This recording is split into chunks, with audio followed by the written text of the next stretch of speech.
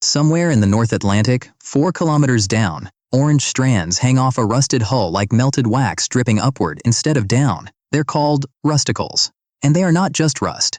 They are alive. Right now, on the Titanic alone, they are eating about 180 kilograms of iron every single day. That's the weight of a grand piano, gone, every day, since 1912, not corroded by salt water, eaten by bacteria that treat solid steel as food. Here's the strange part. Not every shipwreck ends this way. Some vanish into a pile of rust within decades. Others sit on the seafloor for over a century, looking almost exactly like the day they sank.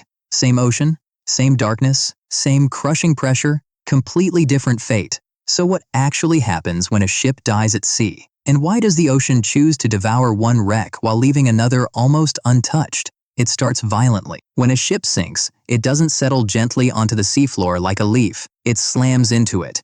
The impact crushes whatever bottom-dwelling life was already there. It shoves up walls of sediment, called berms, around the hull, and it dumps thousands of tons of material that has no business being on the ocean floor. Iron, copper, cargo, sometimes species that hitchhiked on the hull from the other side of the world. Marine archaeologists call this the scrambling event. It's less a shipwreck settling in, and more an explosion in slow motion. And the moment the dust clears, the ocean does something almost unsettling. It doesn't mourn the wreck, it moves in. But that's not even the strange part. You'd think the cold and the pressure down there would freeze everything in place, like a natural deep freezer. That's the myth. Here's what actually happens. On wooden ships, shipworms move in almost immediately. They're not actually worms, they're bivalve mollusks, and they tunnel straight into timber, hollowing it out from the inside until the wood is basically a fragile shell of itself. On steel ships, the invaders are too small to see. In total darkness, under crushing pressure, iron-eating bacteria settle onto the metal. One of them is called Halomonas titanicae, discovered in 2010. Feeding directly on the Titanic's hull, it pulls electrons straight out of the iron to survive, like a microscopic battery plugged into the ship itself. The cold doesn't slow it down, it thrives in it. The ship isn't preserved by the deep ocean, it's being slowly digested by it. And here's where the wreck stops looking like wreckage at all. Give it a few decades, and something unexpected happens. The wreck becomes an island, out on the flat, featureless mud of the seafloor.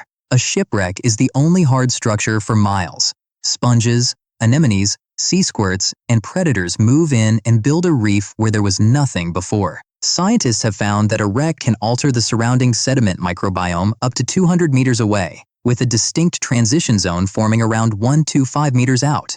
That's a halo the size of 2 football fields, radiating from a dead ship. Some invasive species have learned to exploit this.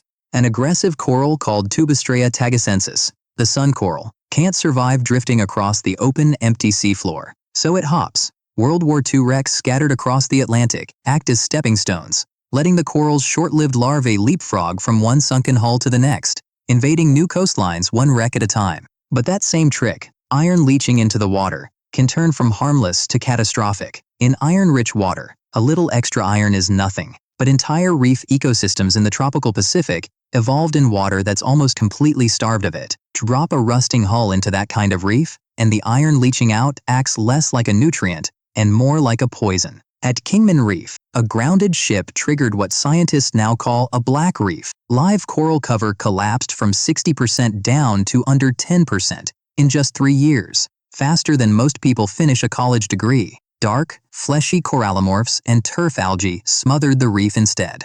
Researchers later found iron levels in the local algae tissue 6 times higher than at healthy reef sites nearby. One sunken ship and a pristine reef turned into an underwater dead zone. So the same ship that builds an ecosystem can also be the thing that kills one. And even when a wreck isn't poisoning anything, it's still being consumed from within. Those rusticles hanging off the Titanic aren't simple rust. They're closer to a living organ. They have internal water channels running through them, almost like a circulatory system, letting the bacteria inside regulate their own environment. The bow of the Titanic alone is now estimated to support 650 tons of these formations, heavier than a fully loaded jumbo jet, and every gram of it used to be part of the ship. As the bacteria hollow the hull out from the inside, the steel goes thin and brittle, like an eggshell. Eventually, under the crushing weight of the deep ocean, entire decks just pancake down onto each other. The ship that once carried thousands of people quietly folds in on itself. So why didn't every wreck end up this way? Here's the exception that proves the rule.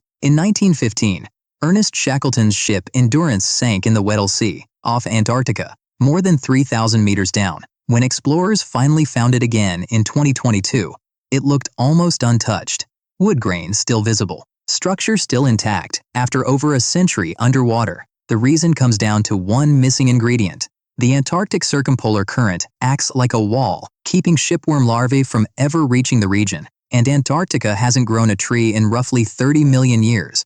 So the wood-eating creatures that infest every other ocean on Earth never evolved there at all. No shipworms, no decay, just a wooden ship waiting in the dark, exactly as it was the day it sank. There's one more twist to all this. Some wrecks are being sought out on purpose. The German fleet scuttled at Scapa Flow in 1919, sank before the first nuclear bomb test ever contaminated the atmosphere with trace radiation. So today, engineers cut apart those century-old hulls to harvest what's called low background steel, some of the only radiation-free metal left on Earth, used in Geiger counters and space sensors that would otherwise be thrown off by modern contamination. A wreck built for war, ending up inside a satellite. There are an estimated 3 million shipwrecks scattered across the world's oceans, and we've only ever found about 1 in 10 of them. So the next time you look out at open water, it might be worth wondering, what has the other 90% already become?